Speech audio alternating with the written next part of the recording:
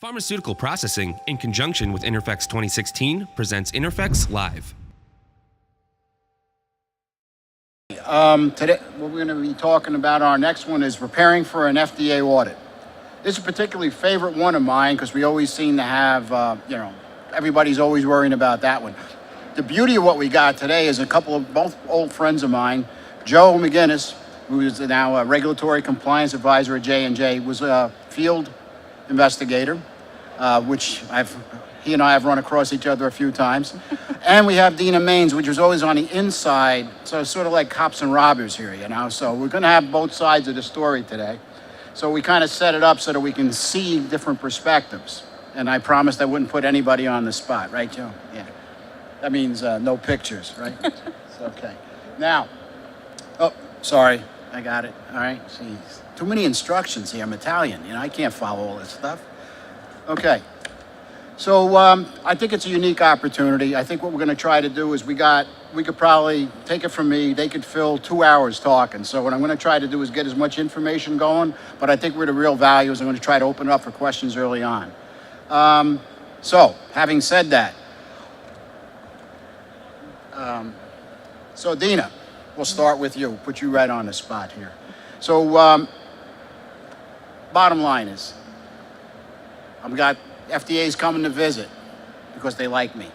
So what are the significant preparatory changes we in the industry should be addressing? I mean, let's get it right out there. What are the ones and what do we got to do?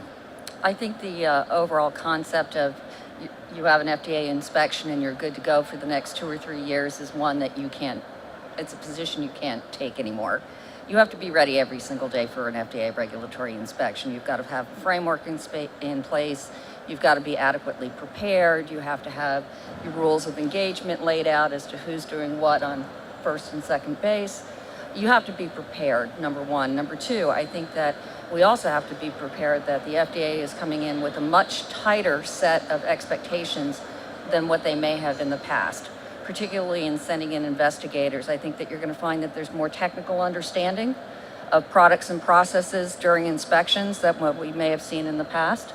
So I think that you also have to make sure that you have a good and firm understanding of your processes and your technologies. So where do we normally fall apart? What are the common inadequacies? Well, almost 9 times out of 10, everybody gets into trouble for when things go wrong, right? When you've got a deviation, or you've got a product failure, or you've got materials that are non-conforming. They look at the things that go wrong, not all the 100 things that you do right every day. Right? So they're always looking at how you handle exceptions, your OOSs or your out of trends. They're looking to see how well you monitor yourself. Are you reporting internally your quality metrics to executive management, and is executive management engaged with what's happening within your firm? All right. Well, Joe, I mean, so both those questions directed at you. I mean, Dina made a comment about it ain't the same game anymore. So how have you seen it in your career change to where we're being inspected and how? Oh, it's a pleasure to be here. Thank you for having me. Anytime, Joe. And any questions that you have, we're going to try to answer your questions today. There's a few different types of inspections, right? You have the statutory obligation inspection that Dina refers to every 2 years. You're going to be inspected. That's a statutory congressional obligation. Then there's the pre-approval inspections, which is a different animal.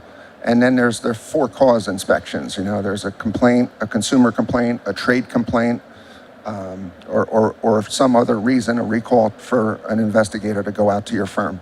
So if it's a pre-approval inspection, you can guarantee that the investigator is going to be taught to look at the product development report, the validation protocol, and to request all correspondence with the agency.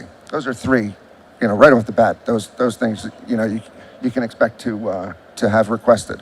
For a statutory obligation, each district office, there's 20 district offices in the United States. They each have an investigations branch and they have a compliance branch. There's one district director. That's going to change. There's a reorganization that's occurring. It has already occurred in the centers. Each of the centers has been reorganized. The Center for Drugs, for example, is divided into the pre-approval section and the compliance section. They like to be referred to as the carrot and the stick. So the stick is the compliance side. So, to answer your question, how have things changed? the agency recognizes the advancements in technology, and they know that the investigators need to be a step above from what they used to be, right? What they used to be were sometimes right out of college. Kids would have the minimum requirement to be a consumer safety officer is 30 science credits. Any science major could be an investigator. That's a minimum. Now we see, so much technology that the agency knows that they need to increase that. So one area would be GDUFA, the Generic Drug User Fee Act, right? The agency hired investigators at a higher level to come in with more technical background. Some of these new hires are, people with industry experience, sometimes 10 years experience. They may have the technical expertise, but now they need to learn how to be an investigator, right? So we have classes that we teach all the new investigators, whether they are these new GDUFA hires or right out of college, 22-year-olds. They go through drug school. It's a 3-week course, law and evidence development. There's micro courses that they can take. There's all types of training. And these are provided within the first couple of years of being on the job. The problem is, after getting all of that training and some on-the-job training, they go to industry. Mm-hmm. I happen to stay for 21 years. I was a commissioned officer in the public health service, and sometimes you get those officers sticking around, and then they start to learn a little bit more than these young kids. But that's what you're dealing with. There is a reorg. That reorganization is coming. I'm not sure when, but it's on its way. We always hear something about, Joe, I think one of the questions that we had talked about, you always hear something about the Cedars super office. So what exactly does that mean? I mean, super office? Yeah, what is that? Does that mean we're only people from Marvel Comics go? Or? Well, the Center for Drugs, right? You have, how many? There's 6 centers now, with the Center for Tobacco was just added. So the Center for Drugs, Janet Woodcock has been the lead of the Center for Drugs for ages. It used to be one big organization, and it still is, but now they're broken into different segments. Okay. And online, you can get the organizational chart on the FDA website. Just go to the drug site, and you can click and see how it's now split up. Right. And as I said before, it's, in the past, the pre-approval, the foreign, and the domestic compliance divisions were all under one component. And back in the day, that was head by Joe Famulari and his group. That's split up now. So now you have just one compliance arm, and then the reviewers and the pre-approval segments is a whole different branch. So that's what they're really referring to. I got you. Okay, so let me, I don't know about the rest of you. The guys who really make me shiver are the guys who ask questions out of stupidity. The guy doesn't know anything about what he's coming in to investigate, and he starts throwing questions at me. Problem with that is, that's the ones that definitely get you in trouble. That invariably, questions asked in ignorance wind up in a fishing expedition. Just personal experience, shall we say.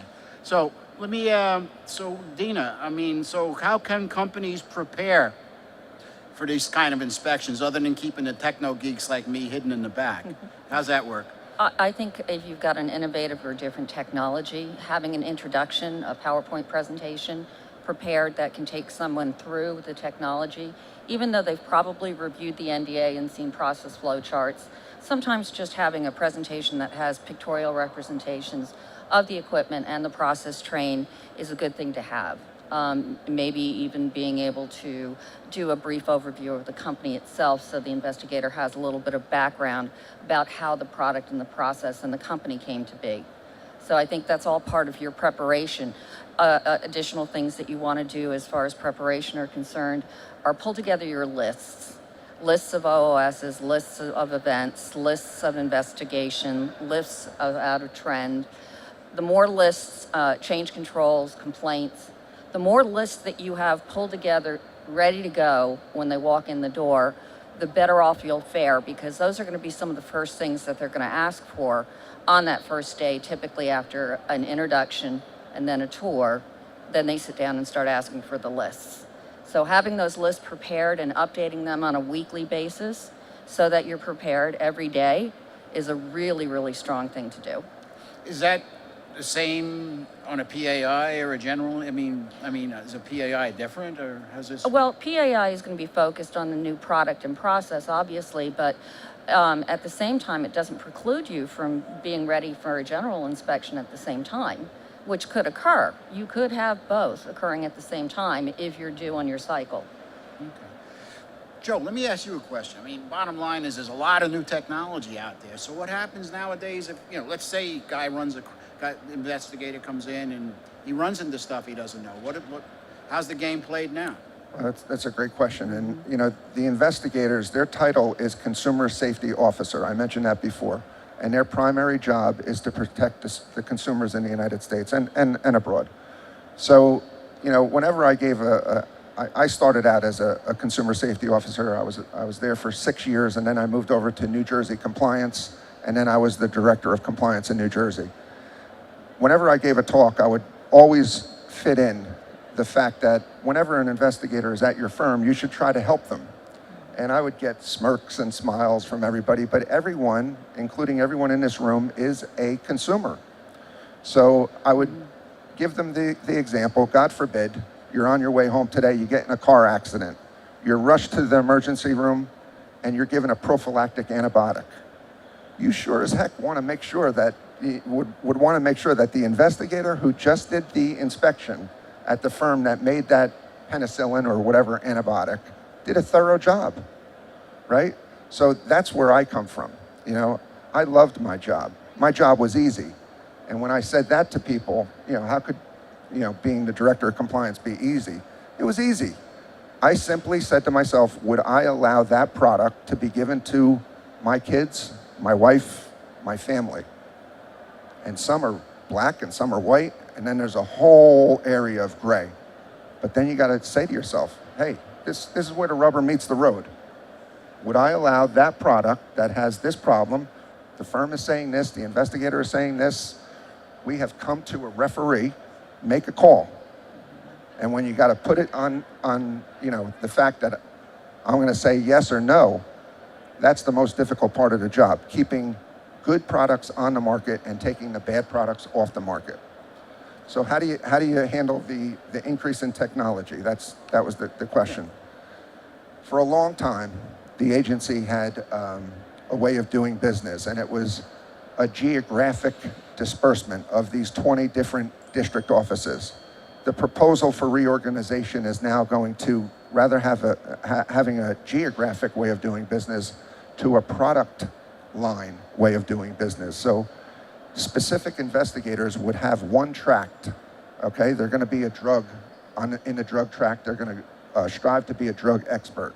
Devices, device expert. Food, biologicals. In years ago, people would do different types of inspections, and you could never really get to be an expert if you kept on doing different types of inspections. The agency recognized that. They are going to a programmatic way of doing it. They have increased their IT systems to allow the field to speak with the experts in the centers, which is, after they get their act together, it's going to be a different way of doing business, because investigators can be in the field and collect a document and then send it to Russ Somma, who's a solid dosage, oral dosage form expert, one of the top guys in the country, in the world, and have him assess that document and say to the investigator, hey, when you go back to so-and-so, ask them this, this, and this. So it's going to be pretty good for the agency. Mm-hmm. Yeah, thank you, Joe. But let me ask you, so getting back to, so what happens when this thing goes sideways, all right? So obviously they can avail themselves of a lot of information from their network. There's technology, so, they've changed with the time. So, obviously, let's talk about it. So what happens when things go sideways, and how do you start to manage this sort of stuff, Dina? I'm sure you've never been involved in a car accident like that, right? Yeah, okay. Oh yeah, I've lived through a few, I think. I think it's really important that you have to take a step back and take the emotion out of the issue. In other words, when an investigator finds something that may be problematic, they're going to want to dig and dig and dig and dig until they're satisfied that is this an issue or is this not an issue. You have to be very patient. This isn't something personal. They're there to do the job just like we're there every day to do our job. So I think it's really important to keep the emotion down, not let the tension come into the room, still keep that impression of openness and free engagement going between yourself and the investigator if you happen to be in the room or hosting. It's really important to take a back seat and kind of pull it back when things start to escalate. I think it's really important, but also just being open and transparent, and if it's taking some time to get a report or a document pulled together, make sure you let them know that we're trying to get this pulled together for you, so give them an update on where you are. Sometimes you may be in a company that has the data that may have supported some of the work during development, but nobody ever pulled a report together. It's okay to say, look, we have the data, but we never put the report together. Do you want us to give you the report in the next day or so? Or would you like to go ahead and start to see the data now?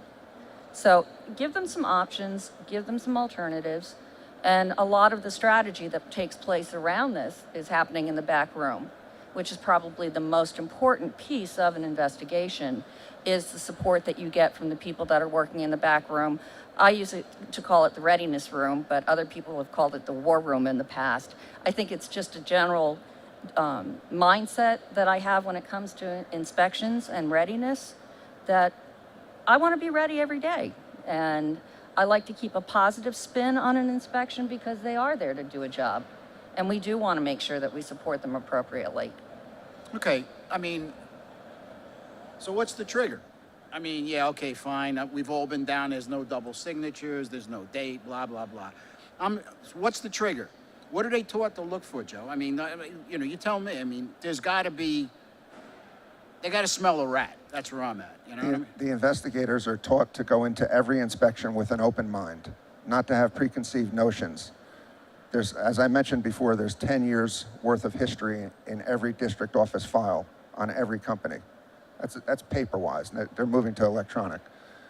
All field alerts, complaints, recalls, all of that is in that file. The investigator has that. So you know, knowing that going in, that's their basic. What they're taught as an investigator is, you know, as I mentioned, they go through a lot of courses. They have on-the-job training. And it's difficult because some people are natural investigators. They're inquisitive, and you know, initially they may start an investigation, you know, in their beginning years of their career, following the active pharmaceutical ingredient. Okay, it's going to come from so-and-so company. It's going to come on a truck. It's going to come through receiving. It's going to be sampled there. It's going to be in a 55-kilogram drum. It's going to reside in this warehouse. So all the questions that go into there, okay, how long can that API sit in that drum? How long before it settles? How hot is the warehouse? So those types of ways of thinking is taught at an early stage. Then the later stage, I used to like to call it circling the wagons. You know, circling the wagons means, you know, when there's an issue, you know, I will give the firm every opportunity to come forth with all the information that they have about a particular situation that we're investigating. And when you allow them to bring all the documents, then that's assumed to be everything about that particular issue. If later, a day or two later, I come to a situation where I said, well, I had asked for everything regarding this situation, and this document wasn't brought to me, then we have a little problem. So, you know, the way you ask questions, that's taught to the investigators. You know, you can ask a simple question, bring me all of your out of specification results for the last 2 years. Or you can ask the same question by saying, bring me all of your unanticipated laboratory results for the last 2 years. Same question, two different ways of answering it. A lot of different ways of responding to that question. However, responding to, give me all your unanticipated laboratory results means anything that's not anticipated. We do a laboratory analysis, we anticipate a result. I want to see all your unanticipated results, which includes, alert levels, action levels, failures, everything. So that's the kind of progression in the investigator's abilities. I think that's a pretty good example. So in this readiness room, you got lab notebooks, chromatography data, output. I mean, you got all of this stuff? Well, for a general inspection, again, it'll be pulled from the doc center or wherever the documents are stored, because it is a general inspection. But if you are having a pre-approval inspection, you anticipate it ahead of time and you prepare the back room with all the supporting documentation, reports, protocols, notebooks, chromatography data, water data, environmental control data, all of the things that you know support the manufacture or the commercialization of your new product or process. You should have that all available in the back room and have it reviewed. Based on the timeline that you file and the acceptance of an NDA or an ANDA, you can anticipate the timelines, and you know that the inspection is going to have to take place a month or two before a PDUFA or a GDUFA date. So you would want to take that as an end point a couple months before and prepare for that date. Well, let me ask you this. I mean, bottom line was once you file it, you've opened the door, right? Yes. I mean, right? Isn't that the way it works, Joe? Once it's in, the district is told that these guys are up for inspection. Mm-hmm. Correct. So, I mean, bottom line, the way we always looked at it is once we pull the trigger, that's it. We put out the shingle, we're ready. Yeah, and it's kind of like if you're going to have people over for dinner over the weekend, you clean the house up, make sure there's nothing lying on the floor. Well, it's the same philosophy, right? Yeah. You know you're going to have an investigator come in. Make sure there's nothing out of the ordinary, because for a skilled investigator, these are signs and signals that perhaps the firm might be a little overwhelmed. Simple things. We have sloppy, stupid items, and then we have real issues. Mm-hmm. Get rid of the sloppy, stupid stuff right off the bat. Okay. While we're on the topic of sloppy and stupid, so document goes missing. Mm-hmm. So what do we do now? You first, Dina. Yeah, no, I've actually lived through that during an inspection. Really? Honestly? Yeah. Who hasn't? That's why preparing up front so you know where your gaps are is critically important. If it's possible to recreate a document, you can recreate it and annotate it as such that this has been a replacement for a lost original, and an annotation that once the original is found, the copy will be replaced. But sometimes you just find a situation where you just have lost a document. And if that's the case, if you've just lost a document, you just have to acknowledge it and say, we are having difficulty finding this document, and we will let you know before the end of the inspection if we are able to locate it or not. And if you're not able to locate it, you better have an impact assessment ready to say whether or not there's any impact on your product that's out in the market. So on a seasoned investigator, I mean, what's that trigger? I mean, obviously it's what document is it, right? I mean, that's number one. What we're talking about is data integrity, right? Yeah. Data integrity started in the 1980s with the generic drug scandal. The agency came out with the application integrity policy, which has morphed into data integrity of 2016. Data integrity basically comes down regarding investigators. Does the investigator have a trust in the documents being given to them by the firm? Okay, if it's one document, right, and nothing else, okay, look them in the eye, tell them what happened. Hey, we can't find this document. If it's a sign and symptom of that firm, then it's one more, issue that has to be overcome. So it really comes down to trust. Yep. Originals, copies, what? What do you usually have ready to go, Dina? I mean, obviously. It varies from company to company, but I've always brought in original documents. I know some other companies that will only bring in copies of every document, but I've always wanted to see the original documents. Even if I've got a contract manufacturer, I always work off of original documents. And as I'm looking through all of my original documents, at the same time, I'm looking to tell a story about the firm, right? You're looking at the documents as they're laid out. You look at the development report as it leads into your submission batch record, as it leads into your proposed validation plan, as it leads into your commercial records. And you want to look for key threads and stories about Are the parameters the same? Does the process run the same way as it originally did? And if it doesn't, have a good explanation as to why. Let me ask you something. I mean, obviously, today we talked about 3 people. Obviously, the CMOs have become more and more proficient at what they do. Okay, so we've contracted out whatever product it is. We got a CMO doing it, and you're a reasonable sized firm. So how do you manage something like that? I mean, who leads it? Who's in? It seems to me that could be a nightmare too. So what's been your experience with that? Well, I did some work with a virtual firm that said that they were virtual, but when I got in, I found out they really weren't fully virtual, but was using CMOs for contract manufacturing. If you own the application, you cannot give away your responsibility for adequate oversight.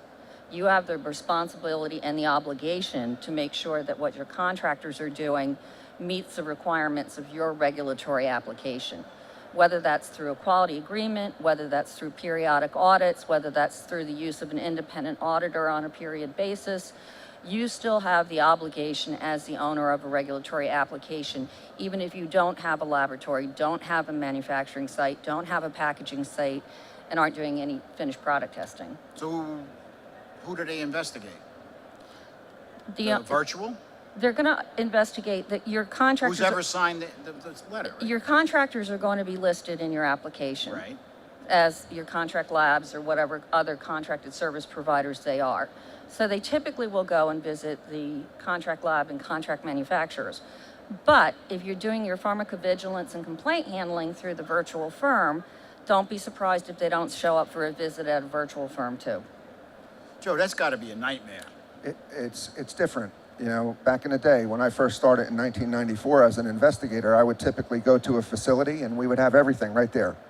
Soup to nuts, packaging, ADEs, everything was in that one building. Now it's spread out. However, I mentioned one of the courses that all investigators learn is law and evidence development. At the beginning of their careers, they go over the Park case, the Dodder-White case, the Parfait case. And these cases provide the history of the law. The FDA 42 is issued to the most important person at the facility. In lieu of that most important person being at that facility, if they're away, then they have given the right to someone else to accept that 482.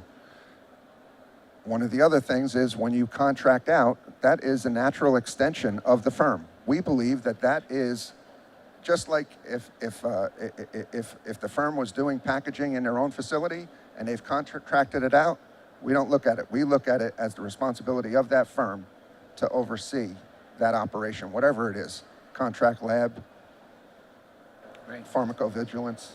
But that's it. The data integrity starts whoever, you're the sponsor on Across the the NDA. board. Right, that's Across it. the board. So managing stuff like that's got to be tough. I mean, it sounds to me like that's probably more of a challenge than managing one not simple, but an in-house inspection. So that's got to take some time. Well, I think it's also important to remember that your relationship with your contractors is not a checkbox activity. I've got a quality agreement, check. They have been audited by FDA in the last year, check. We meet with them monthly, check. Okay, it's not a check-the-box activity. You have to be intimately engaged with your contractors and have a regular, honest, and open dialogue with your contractors to make sure that they're not inadvertently putting you at risk. Some contractors are very, very closed-mouthed, and I actually found a situation whereby I had 2 batches of a product that were rejected because it was an incorrect weight. They had 2 electronic systems whereby one of the systems hadn't finished tearing out yet before it recorded a weight. So they ended up overcharging an API and we had a super potent lot. Well, I went to the contract manufacturer and our quality agreement was in place and they gave me a copy of the deviation. But I went down for a for-cause inspection about 2 months later because I wanted to know how they finally resolved that issue to assure that it could never happen again. Their CAPA was to have the manager there when the weighings took place. Well, I didn't think that was very robust, so I went down 2 months later, visited this contractor, and came to find out that they had put an IT solution in to actually make sure that the systems had to stabilize with each other before the step could be performed. And I said, well, where's the change control for that? And they gave me a copy of the change control, and I said, well, how come you didn't notify me about this? And it says very specifically in the quality agreement that they don't provide us task items for general systems. Well, that was just a cute way of putting in a change control and using it in a different term that we didn't know and didn't understand, so that they didn't have to share it with us. So that's why I'm saying you have to be very, very engaged with your contractors and know those that are forthcoming versus those that may not be quite as forthcoming. You know, I have a couple of questions, but let's just stay on one thing. We talked about data integrity. What are the most common areas in the industry that are cited? I mean, in your experience, and we'll talk to Joe. So what do you think right now? If I got whacked, it's usually what? Data integrity number one? Then what's next? Failure to follow procedures is probably number two.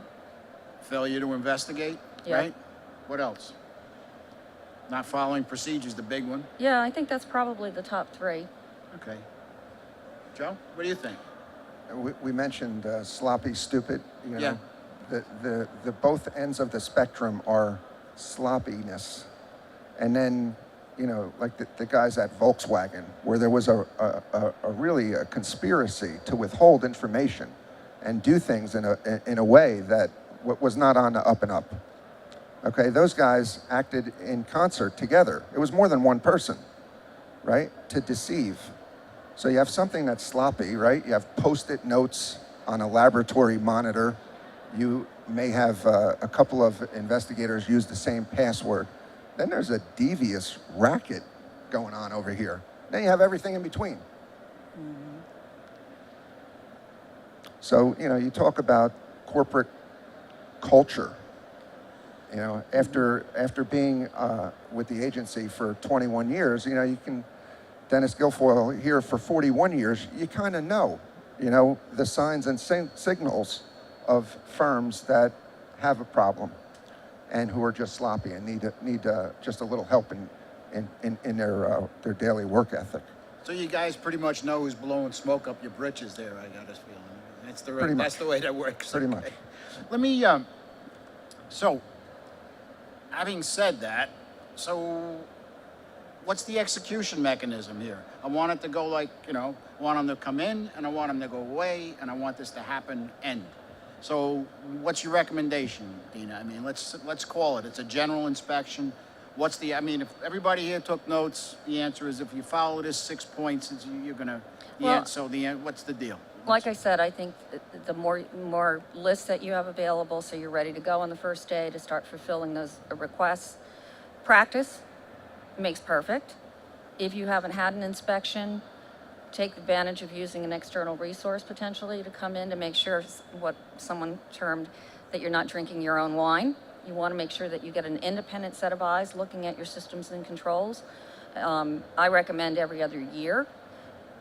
Treat your internal audits just like you would an FDA regulatory audit. I know I was very guilty of kind of blowing off my internal auditors because I knew them and it's like, go away, you're just making my life difficult for me. But if you start to use that as an opportunity to treat it as an inspection and report to senior management at the end of the day with a wrap-up, just like you were during an FDA inspection, it ups the ante within the organization. And I can't impress enough of the cultural aspects of a company, and they come through very quickly and very early on. I've done auditing for more years than I'd like to count at this point, and very, very quickly, when you go in the door, you get a sense of the corporate culture of a company and their willingness to be open and honest with you. Some of it's tangible, some of it's intangible.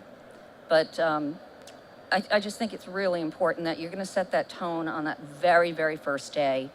And the employees in the company, if you happen to be hosting that inspection, are going to set the tone from the people that are hosting that are in the room with the FDA. So it's really important that you train your runners and your scribes and your hosts to be positive, to be calm, to come out and give updates from time to time, and to keep people away from that readiness room. Because what happens is the entire company tends to descend because everybody wants to know what's going on. So I think it's really important. I mean, we literally would put up physical barriers at the two doors to stop people from coming in from time to time. But again, all the more practice that you do, the better off you'll be in the long run. So, Joe, what do you think? Obviously, you got 20 plus years in. So, you think we're holding, obviously technology's moved on, drug products have become more effective. Obviously, FDA's holding companies up to a higher standard now. Is that what you think? Well, the rules have been out since the 70s, right? You either abide by the rules or you don't abide by the rules. But there are those firms that want to abide by the rules and just can't. And, whenever we had a judicial recommendation out of New Jersey District, I would have the compliance officers have one sentence in every recommendation to Office of Chief Counsel, and that would be, this firm has proved that they are either unable or unwilling to be in compliance with the regulations. That's it. Whether that was given a warning letter, then a regulatory meeting, untitled letters, given multiple opportunities to come into compliance, and they were either unwilling or unable to come into compliance. Therefore, we need to seek help from the court to bring that firm into compliance. So that's what it comes down to. The rule book's out. Everybody knows it. No, I got you. I gotta.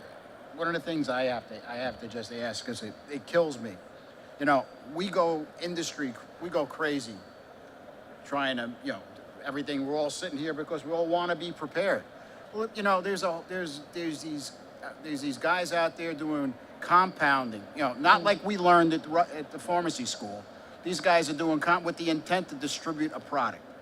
I mean, this has got to be something that's been trying to fly under the radar. Where is this stuff at, Joe? Well, with the New England Compounding Center, that brought it to light, right? Yeah. I don't know how many people died in that event, but that just goes to show. I mean, that has been around for 30 years. Pharmacy compounding and the side effects of such has been around for a long time, and it took this event to really bring the light onto it. And I think you're going to see a much better scrutiny of that industry now.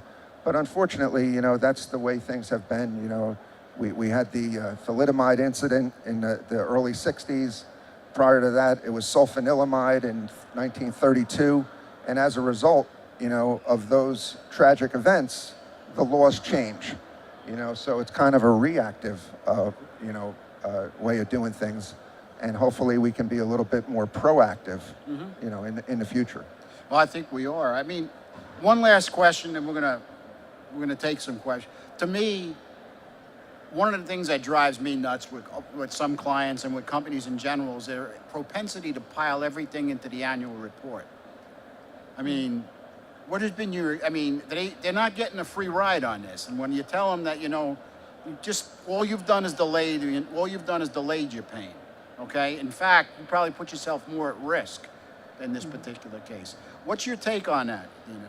Well, I think you've got to have a really good change control program, but even from my perspective, the understanding of what a change is within a company is absolutely crucial to make sure that all your changes do go into a change control system that can be managed for completion.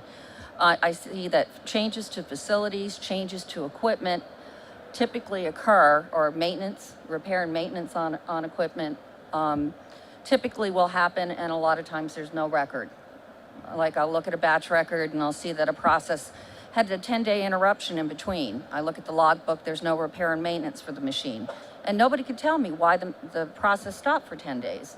That's never a good thing. But understanding what change is, understanding when and where you have to document the change, the cross-referencing between a change control and an event, if that's associated with an event, those are absolutely critical so that the people that aren't doing the quality control aspect of your business will be aware and understand that if I'm not sure if I should do an engineering change notice on this or not, or I'm not sure, that they'll go and they'll ask their supervisor rather than just doing things independently on their own. I mean, the educational component of training your employees and bringing up their level of understanding of you have to do things in a controlled context. Because like everybody's trying to do everything fast, they're trying to just get it done, get the line back running, and we'll worry about it later, right? That's what we typically deal with. I don't care how you get it done, just get it done. But take the 30 seconds to take a breath. Get together with your quality colleagues, your manufacturing colleagues, your engineers, your maintenance mechanics, and don't forget your operators. Enter a room for 30 seconds to talk about what needs to happen. Thank you very much. With that, that closes our session. Thank you very much. Pharmaceutical Processing, in conjunction with INTERPHEX 2016, presents INTERPHEX Live.